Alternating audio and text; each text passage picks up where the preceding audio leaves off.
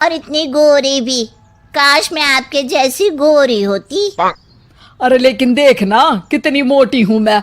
मुझे तो पड़ोस की रानी अच्छी लगती है। देखने में गोरी, नैन नक्श अच्छे और दुबली भी कितनी सुंदर लगती है। फूलमती के मन में सोनम की बात घर कर जाती है। वो सोचती है कि उसे नहीं पता था कि सोनम को भी अपने से शिकायत होगी।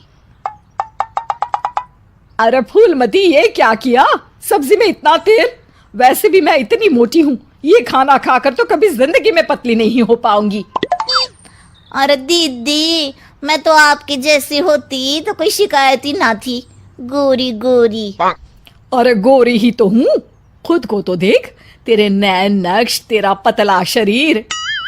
फूलमती, कोई भी खुश नहीं है इस दुनिया में अपने रंग रूप को लेकर। किसी का कुछ न कुछ छूटा ही हुआ है। हाँ दीदी, लेकिन काली तो काली ही होती है ना। अरे शायद तू नहीं समझेगी। काश मैं भी रानी की तरह होती। अच्छा चल, आज रानी खाने पर आ रही है तो कुछ अच्छा बना लेना। तभी वहां रानी आ जाती है। रानी दुबली पतली गोरे रंग की महिला होती है। दोनों सहेलियां बैठकर गप्पे मार रही होती है कि वहां फूलमती खाना लेकर आती है। अरे रानी दीदी, आप कितनी सुंदर है। काश मैं आप ही की तरह होती तो कितना अच्छा होता। शुक्रिया फूलमती, लेकिन तुम्हारे नैन नक्श तो बड़े ही तीखे हैं। हाँ दीदी, लेकिन हूँ तो काली ही ना। वैसे तो मैं भी वो सामने वाली वंदना को देखकर सोचती हूँ कि काश मैं उसके जैसी होती। हैं दीदी, आप भी अपने से खुश नहीं? ना ना, मैं तो बहुत खुश हूँ। बस जरा लंबाई, काश मेरी लंबाई वंदना जैसी होती तो कमाल हो जाता। फूलमती उन लोगों को खाना देकर वहां से चली जाती है। वो सोचने लगती है, अरे ये क्या, मैं तो सोच रही थी कि सोनम दीदी सबसे सुंदर है, लेकिन लगता है सोनम दीदी कुछ नहीं। अब तो मुझे वंदना से मिलना पड़ेगा।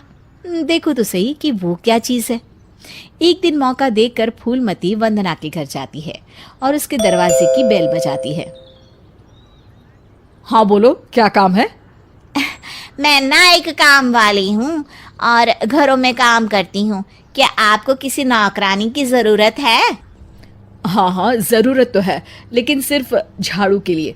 वो क्या है कि पोछा मैं खुद लगाती हूँ, जिससे मेरी फिगर मेंटेन रहती है। दीदी, एक बात बोलूं, आप कितनी परफेक्ट हैं। मतलब आप में तो कोई कमी ही नहीं है। सुंदर शरीर, लंबी हाइट, गोरा रंग। काश ना दीदी मैं आपके जैसी होती। शुक्रिया, लेकिन मैं भी परफेक्ट नहीं हूँ। ओह, ये क्या दीदी, आप क्या बोल रही हैं? ऊपर वाले ने तो आप में कोई कमी रखी ही नहीं है। अरे तू उस दीपिका को जानती हो ना? कैसी बात कर रही हो दीदी? वो कहानी हर घर की हीरोइन ना? हाँ हाँ वही। उसकी त्वचा देखी है, कैसी दमकती चमकती, और कमर तो कितनी पतली है। हाय। पर दीदी, वो तो हीरोइन है, हीरोइन। वो तो पैदा ही ऐसी हुई होगी। हाँ वही तो, उसको तो भगवान ही ऐसा बनाया होगा, सुंदर, चमकता और दमकता। फूलमती सोचने लगती है, अरे ये क्या, आकांक्षाओं का कोई अंत ही नहीं है। कोई खुश नहीं है खुद से। हर किसी को किसी और जैसा दिखने की चाह है।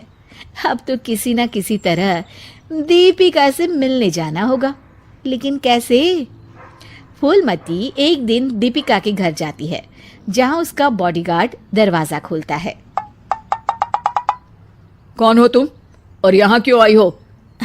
मैं ना मैडम से मिलने आई हूँ, कोई बात करनी थी। अरे चलो चलो यहाँ से, ये कोई धर्मशाला नहीं है जो बात करने के लिए आ गई मैडम से। तभी वहां दीपिका आ जाती है। अरे भैया आने दो, फैन होगी मेरी। फूलमती दीपिका के पीछे पीछे उसके घर के अंदर चली जाती है। मैडम, आप तो इतनी सुंदर हो जैसे कि कोई गुड़िया। हाय हाय, त्वचा तो ऐसी जैसे कि मोम। मैडम, काश मैं आपकी जैसी होती। अरे मैं काफ़ी परेशान हूँ अपने रंग रूप को लेकर। एक ही जिंदगी और उसमें भी भगवान ने मुझे ऐसा बना दिया। दीपिका को फूलमती की बात परेशान कर देती है। वो उसे पास बिठाती है और फिर कहती है, देखो, मैं भले ही सुंदर हूँ, लेकिन उसे बरकरार रखने के लिए मुझे बहुत मेहनत करनी पड़ती है। मतलब मेहनत क्यों और कैसे? मैं खाने पीने में हर वो चीज़ नहीं खा सकती जो तुम खा सकती हो। मैं धूप, पानी, हवा, धूल से दूर रहती हूँ, नहीं तो दाने निकल आते हैं। ना जी ना मैडम, मैं तो सारा दिन घूमू हूँ। बारिश में भीगना तो मुझे बहुत ही अच्छा लगे है। अरे महंगी महंगी क्रीम, पाउडर जिस दिन मैं लगाना छोड़ दूँ ना, तो देखो कैसी बुढ़िया सी शक्ल हो जाएगी मेरी। अरे मेरे ये सुंदर होठ, ये तो मैंने सर्जरी से करवाए हैं, जिसका मुझे बहुत ज़्यादा ख्याल रखना पड़ता है। दीपिका की बात सुनकर फूलमती वहाँ से निकल जाती है। वापस आती है सोनम के पास और काम करने लगती है। अरे फूलमती, क्या हुआ? आज बड़ी खुश लग रही है। हमेशा तो परेशान सी रहती थी, अब किसके जैसा लगने की चाह है? किसी की तरह नहीं दीदी, भगवान ने तो मुझे बहुत ही अच्छा बनाया है। मेरे जैसे नैन, नक्श और काया हर किसी को नहीं मिलती। मुझे ना तो कोई महंगी क्रीम लगानी पड़ती है और ना ही खाने पीने में कोई परहेज करना पड़ता है। मौसम कोई भी हो, मैं तो पूरे मजे लेती हूँ। ना धूल से प्रॉब्लम और ना ही डॉक्टर के चक्कर। तो दीदी, मैं तो अब खुशी रहूँगी ना।